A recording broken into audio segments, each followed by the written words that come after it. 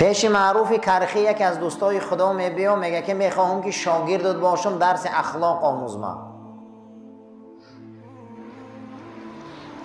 حضرت 40 روز در پشت صومعه و میمخانه معروف کرخی میشینه، معروف کرخی اهمیتش نمیتیه. بعد 40 روز میبرویه یک نگاهش میکنه و گشته او صومعه او میمخانهش میدره، با 40 روز دیگر نمیبرویه، با 40 روز پس میبرویه که 80 روز میشوه. این حولی هم 6 داره. میخواهم درس اخلاق و تربیت گیرم. بعد از 40 روز 80 روز شدن را به فریاد میکنه و یک کاسه میتیه، میگه همین کاسه را میگیری بالاش پوشیدگی یک ورق موندگی، ورق میقپی، همین میگیری و داخل دریای دجله خدی میگذاری، در بین دریای دجله یک انسان شیشتگی های، همین را در همون میرسانی، کاغذ از بالای کاسه نمیکشوی، بعد میبایی قبول میکنی.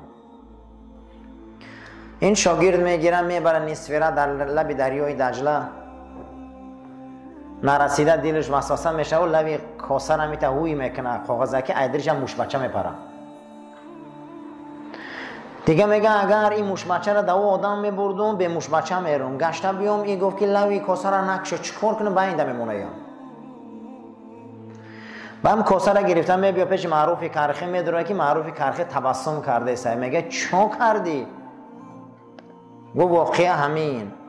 گفت همین 80 روز من در فکر تو بدون گفتم بیا یا صبر سنجیم یا موش قبیده نتونی زدری کاسه. تو چه خیل در علم اخلاق تربیت طاقت میکنی؟ تو یک موش در کاسه قبیده نتونی گفت. اخلاق تربیت آسانه. دلم میخواست آدم شوم اما نشدم. سنایی گفته تا دل میخواست آدم شوم که نشدم آدم. حضرت امام ابو حنیفه در وصیت‌نامه 63 شان گفتیان امام ابو یوسف فرزندم جز در فن خودت که همش علم است هیچ محل از همون علم و کسب خودت در پیش مردم عامه بیرون نبرو.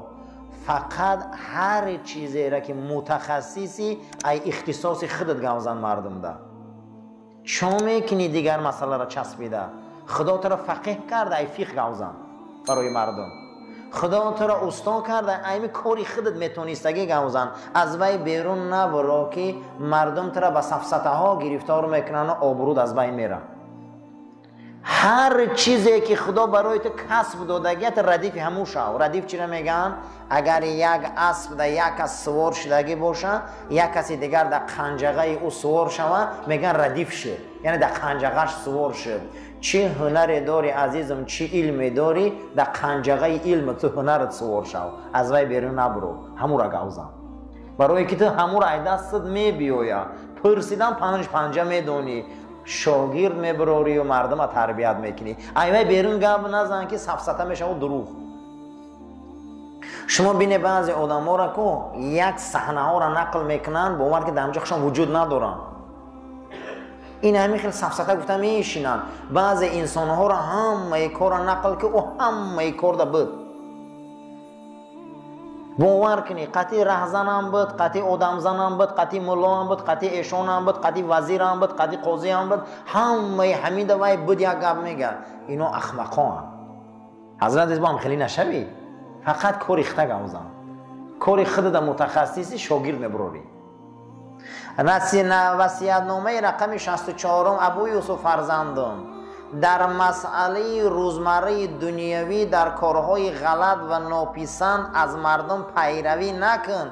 همیشه کارهای خوب قطعی مردم قطعی کار کن، شریکه کار کن. کارهای بیزیب قطعی مردم عوام قطعی نرو. اگر تا از قفای اونها روی آبرود از بین میروه. امروز باور کنی قرآن حفظ میکنه سیلی دست قطعی گشته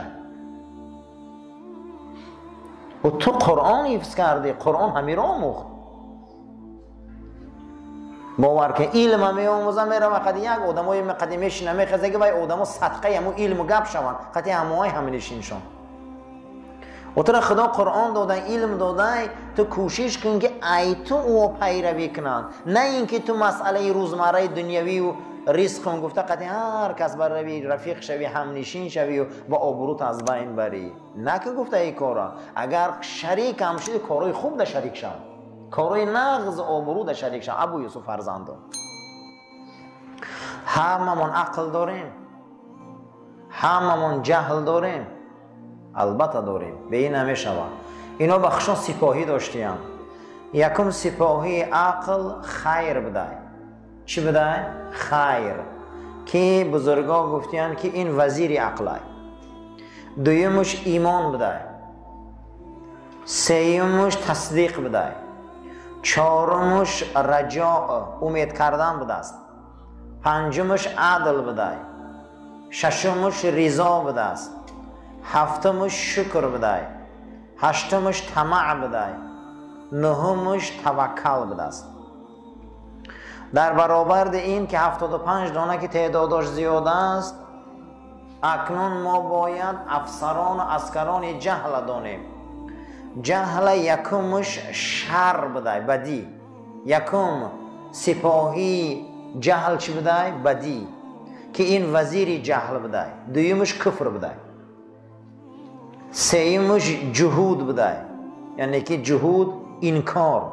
سیمش خلوط بده، خلوط یعنی چی؟ دروغگویی. چهارمش جور بده، پنجمش سخت بده، یعنی که ظلم.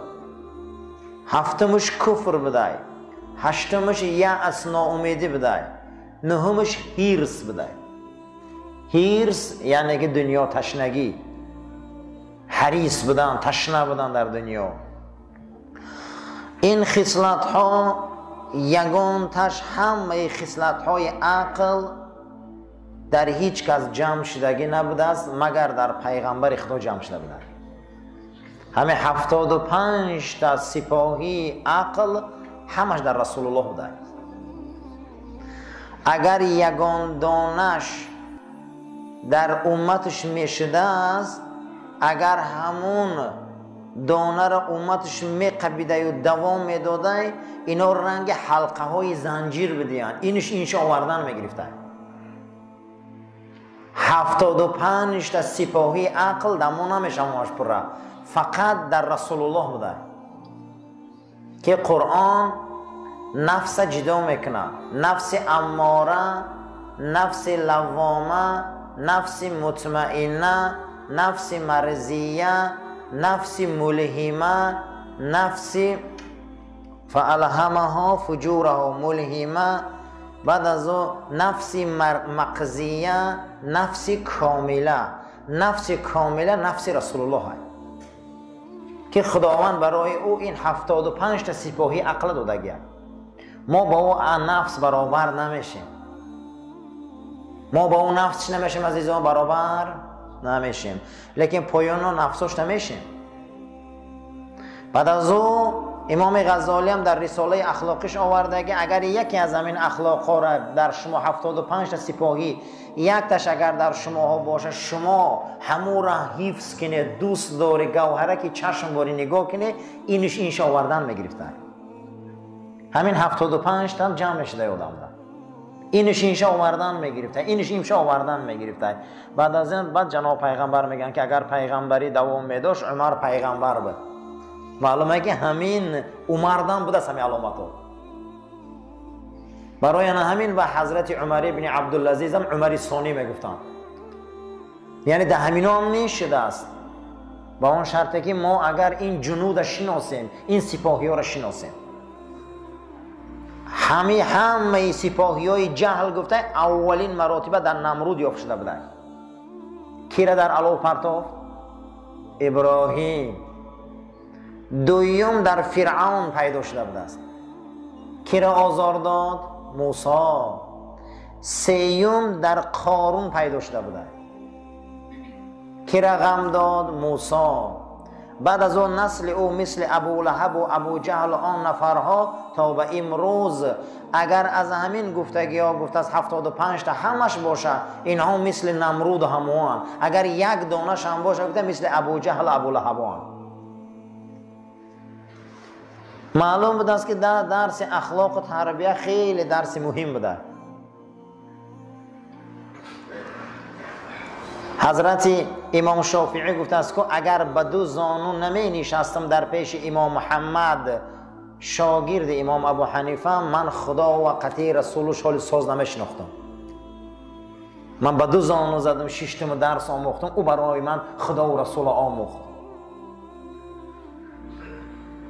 برای درس اخلاق و تربیه را گرفتن عزیزان می بیایی در خاندان استاد و بزرگا به زانو میزنی میشینی که برای ما درس آموزن، علم آموزن، اخلاق آموزن.